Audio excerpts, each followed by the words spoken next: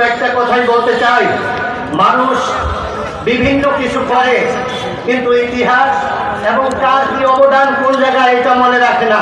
এটা বড় দুঃখের বিষয়। ভারত যখন ইংরেজদের থেকে স্বাধীন হলো, এই স্বাধীনতার মধ্যে সবচেয়ে বড় অবদান ছিল ভারতের মুসলমানদের, বিশেষভাবে ভারতের দারুল উলুম দেওবন্দ মাদ্রাসা। কিন্তু আজকে সারা বিশ্বে ইতিহাস বিকৃত করে ভারতের স্বাধীনতার এই বরত্ব দেখানো হয় হিন্দুত্ববাদীদেরকে, মুসলমানদের সেখানে নাম নাই। আমি আজকে এই বিশাল সমাবেশে একটা কথা আপনাদেরকে মনে করিয়ে দিতে চাই। আজ থেকে কিছুদিন আগে স্বৈর শাসকের আমলে বরিশাল সিটি নির্বাচনে আজকে যিনি প্রধান অতিথি তিনি নির্বাচনে অংশগ্রহণ করেছিলেন, ওনার উপরে বিভিন্ন প্রকারের আক্রমণ হয়েছিল। তার মধ্যে একটা ছিল শারীরিক নির্যাতন।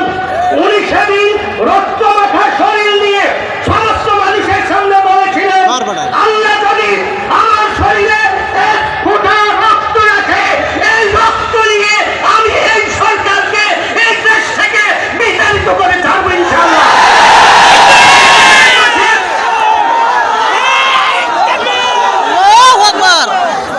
স্লোগান দিবেন না, সময় একবারে কম। আর একটা কথা আমি আপনাদেরকে বলি, পক্ষান্তরে কি হলো, এই সরকারের বিরুদ্ধে বিভিন্ন প্রকারের আন্দোলন হয়েছে। আজকে বিভিন্ন শ্রেণীর এই স্বাধীনতার ফায়দা লুটার জন্য বিভিন্নভাবে মাঠে ময়দানে ঝাঁপিয়ে পড়েছে। আমরা আপনাদের অবদান 16 বছর দেখছি, আপনারা কিছুই করতে পারেন নাই।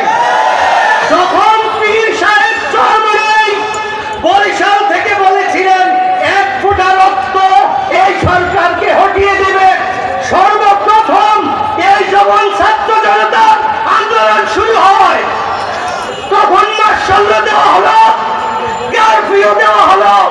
কারফিউ ভাঙার সাহস এই দেশের 17 কোটি মানুষের 18 কোটি মানুষের কেউই করে নাই।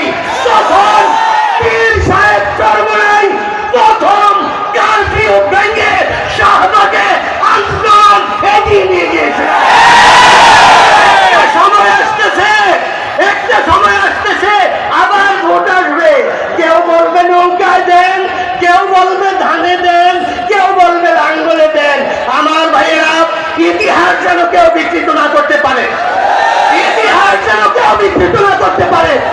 আমি চাই নায়েবে আমিরুল মুজাহিদিন সহ শাইখ চরমনাইর নেতৃত্বে বাংলাদেশে একটা ইসলামী হুকুমত কায়েম হোক।